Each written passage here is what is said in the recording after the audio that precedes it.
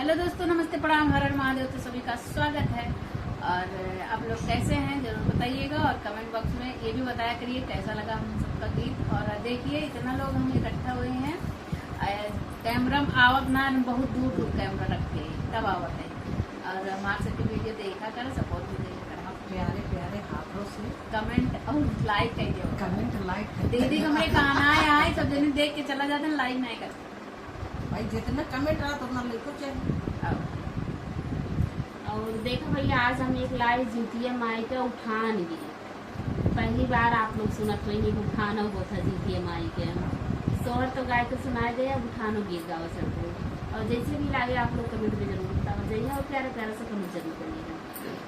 वही सब्सक्राइब जरूर कर दीजिएगा। बताओ सब्सक्राइब भी कर दिया करो। सही बात है, कहनी चाहिए।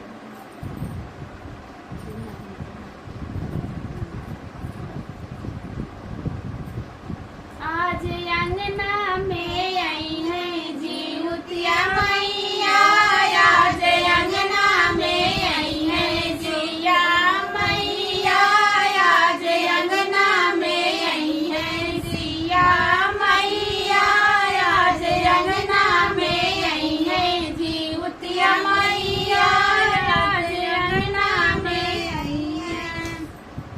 गैया के गोबरा से गोट बनवाऊं, गैया के गोबरा से गोट बनवाई, गैया के गोबरा से गोट बनवाई।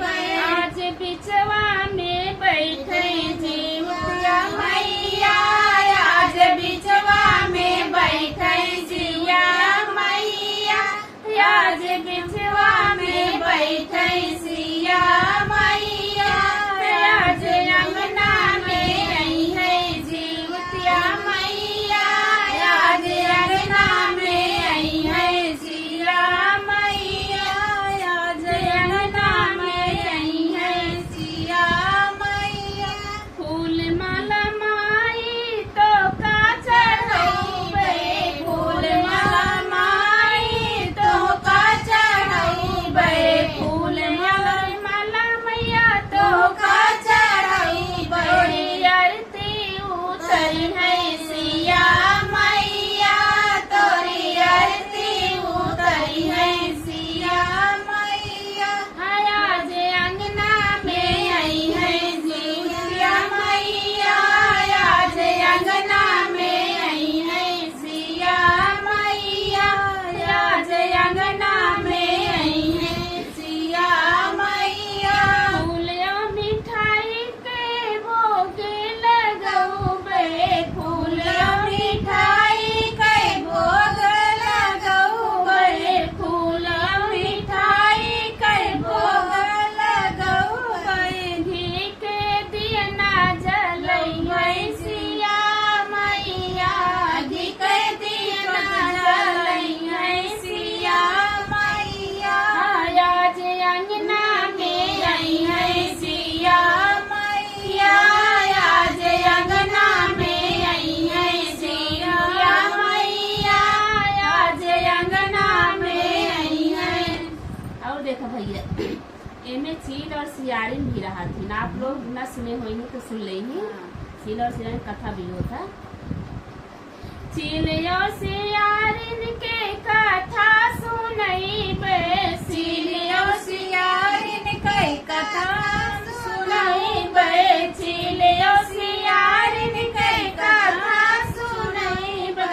आज मंगल गवई है सिया मैया, आज मंगल गवई है सिया मैया, आज अंगना में आई है जीवतिया मैया, आज अंगना में